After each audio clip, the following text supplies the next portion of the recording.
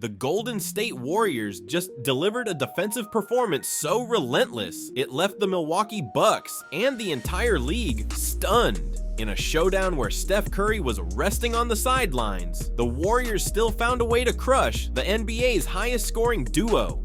Everyone expected the Bucks to run away with this one, especially with Giannis Antetokounmpo and Damian Lillard at full strength. Instead, Milwaukee's offense sputtered, shooting worse than they have in weeks. The final result wasn't just another regular season victory, it felt like a grand statement about how this year's Warriors might be far more dangerous than anyone realized. What made the win so jaw-dropping was the way Golden State dissected Milwaukee's star power. Draymond Green took on the nearly impossible task of guarding Giannis in the paint. Gary Payton hovered around the perimeter like a menace. And new addition Jimmy Butler put his stamp on the game's decisive moments. The Warriors suffocated Giannis and Dame from start to finish, forcing role players like Kyle Kuzma to step up. Under normal circumstances, role players might do just enough to complement two superstars, but in this game, Golden State dared Milwaukee's supporting cast to carry the offense, and the Bucks simply couldn't do it consistently. A victory like this raises questions that run deeper than a single box score. It highlights the Warriors' extraordinary defensive blueprint and the quiet issues lurking in the Bucks' locker room.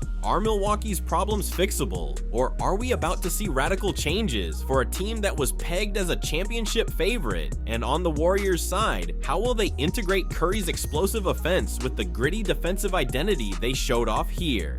Plus, there's the matter of Jonathan Kuminga's role, Draymond's looming contract status, and rumors swirling about potential friction behind closed doors. Before diving into all that, let's first break down the blueprint Golden State used to neutralize two superstars at the same time.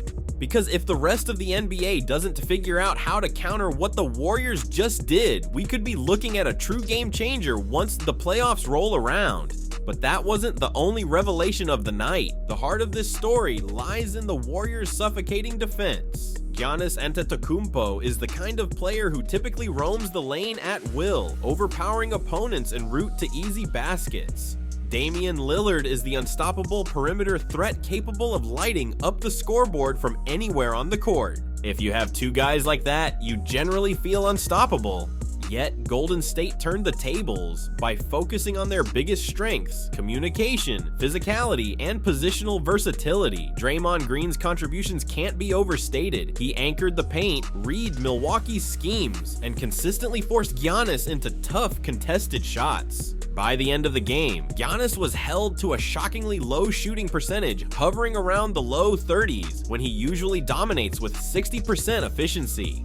Draymond's instincts, footwork, and ability to bait Giannis into awkward jumpers served as a masterclass in paint defense. But it wasn't just Draymond's show. Gary Payton's role in stifling Damian Lillard was equally vital by face guarding Dame well beyond the three-point line and funneling him into double teams. Payton made it nearly impossible for Lillard to operate in his favorite spots. Dame ended up shooting around 33%, a cold, quiet performance for one of the NBA's most lethal scorers. Then you had Jimmy Butler, who often lurked as an additional threat, ready to pounce at any sign of weakness. While Butler's reputation centers around his clutch scoring and leadership, he's also a tremendous defender when fully engaged. Together, Payton, Butler, and Draymond swarmed Milwaukee's offense, pressuring Dame and Giannis relentlessly.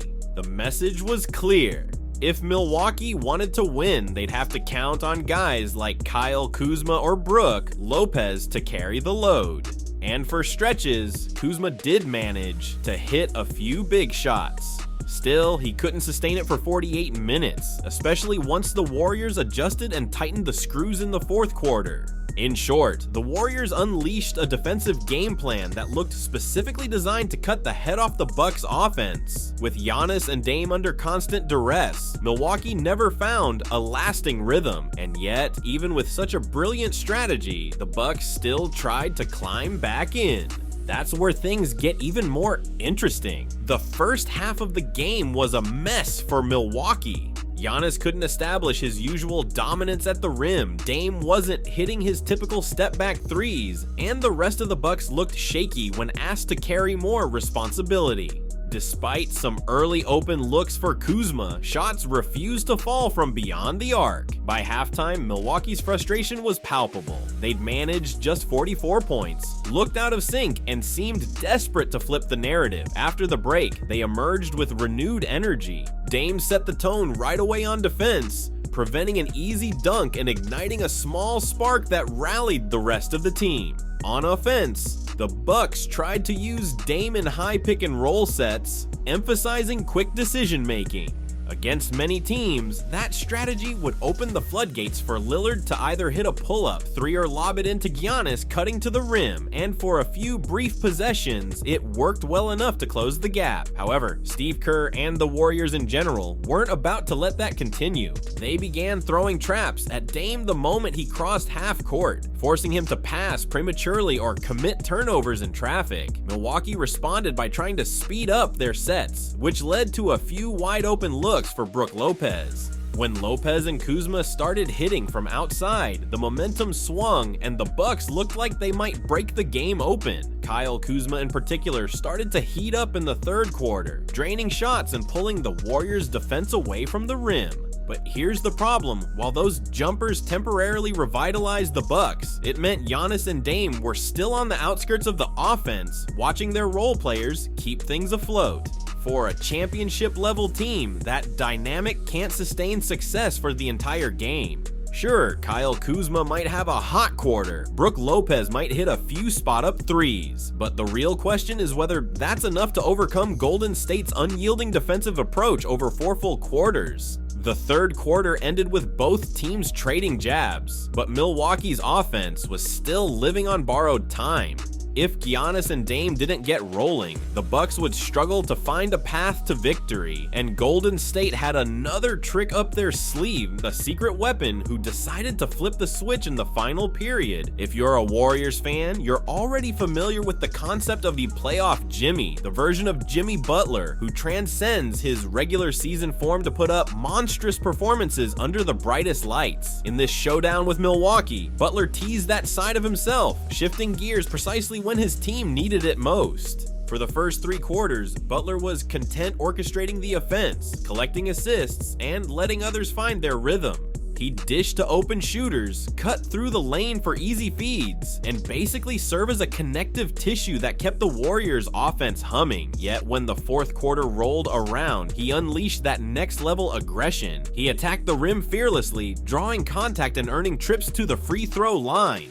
On 2 separate plays, he converted potential 4-point sequences. One was reversed due to a toe on the line, but the other stood as a classic Butler highlight. Even more important than his scoring was his timing. Whenever it felt like Milwaukee might inch closer, Butler found a way to slow the game down or ramp it up in Golden State's favor. One possession, he'd slash into the paint for a high percentage shot. On the next, he'd kick it out to a wide, open Quentin post in the corner, punishing the Bucks' collapsing defense. That dual threat capacity, knowing exactly when to shoot and when to pass, turned him into the ultimate closer. On top of that, Butler's energy rubbed off on the rest of the Warriors. They forced turnovers, swarmed Giannis whenever he tried to get a clean look inside, and pressed Dame into low-percentage fadeaway. By the time the clock ticked into the final 4 minutes, Milwaukee had virtually no room to breathe. They didn't register a single field goal in crunch time.